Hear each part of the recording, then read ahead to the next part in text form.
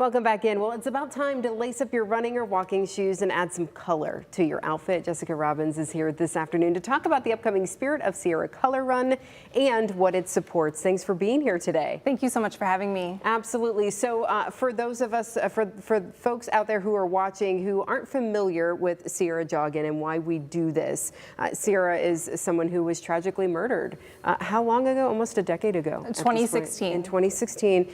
And she was just out riding her bike. Yeah. You know, being a kid. Yeah. And this horrible thing happened to her. So, you know, almost a decade later, we want to keep her memory alive and keep that going. So Absolutely. Tell us a little bit about this event that's happening this weekend. Yeah, so on Saturday, October 4th, we're going to be out at the University of Toledo for our Spirit of Sierah Color Run.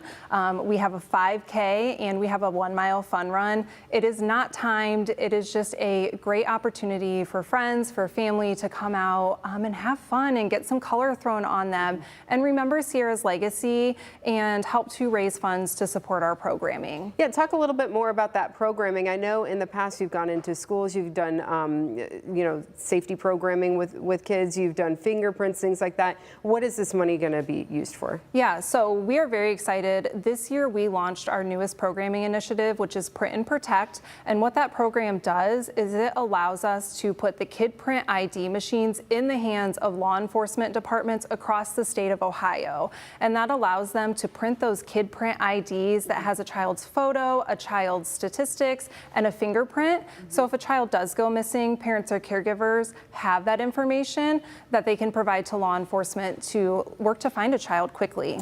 So you'll be funding and helping all of these, our local police departments here in the area. Yes. We were chatting a little bit, and you didn't know Sierah personally, but it you know, made an impact on your life. Talk a little bit about why you wanted to get involved in a movement like this. Yeah, so I didn't have the chance to know Sierah, but being just a little bit older than her and growing up in Henry County, so not too far away from the Fulton County area, her story resonated not only with me as a young female, but across the nation. And so being able to be a part of this organization that has so many amazing programs, like you mentioned, where we're centered and focused around youth safety and educating and empowering and advocating for youth to create safer communities for kids to grow up in, that just means so much to me. Yeah, we have. I have a young daughter. You know, I'm always thinking about ways to protect her or worrying about her as a parent. So it's nice to know that there are, you know, some organizations out there who are working to do what they can to help families stay safe. So what can people expect though when they come out, if they come out to the event? First of all, should they register ahead of time or can they show up? Yeah, so they can pre-register today and they can register all the way up to event day. So if you haven't registered, you can come on out to the event on Saturday and we will get you registered then. At the event, like I mentioned, we're gonna have a 5K, a 1-mile fun run. We have a kids zone with lots of fun stuff for the kids to do. We're gonna have a DJ, we're gonna have some food, a coffee truck. The football team's going to be out there, the UT football team, so all kinds of fun stuff happening. Yeah, and doing it at the University of Toledo is kind of special too. It is. Sierah was a University of Toledo student, so again, just honoring her memory and her legacy for a place that was special to her. Yeah, so talk a little bit about, you said you're really excited that you're coming up with this new programming in other ways going forward. How has the organization sort of evolved over the last decade, and how do you see that going forward? So, you know, when this organization started, it was founded by Tara Ice, who is Sierra's aunt, and one of their main initiatives was printing those Kid Print ID cards. When Sierra went missing, one of the things law enforcement asked her family for was a copy of her fingerprint. So again, getting that in caregivers' hands so they have that if ever needed.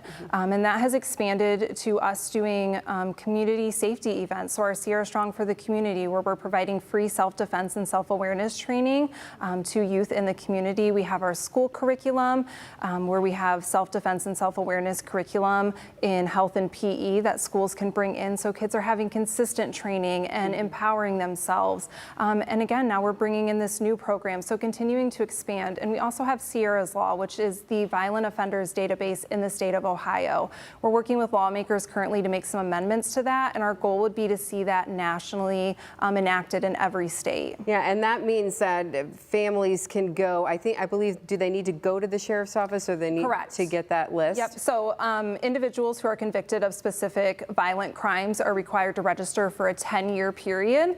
And currently the way it is structured is individuals can go to their sheriff's office for information on who is on the violent offenders database. Yeah, so know that that is available to you if you're out there and you're going, I just moved into this neighborhood, I don't really know folks. It's important to know what might be within your streets in your neighborhood. Correct. And that was a lot of work. That was a lot of hard work from the family. Yeah. And to see that, yep, we're still working on that to make improvements to that and have big goals with that is wonderful. So make plans Saturday, right? Saturday morning, 9 a.m. At the University of Toledo.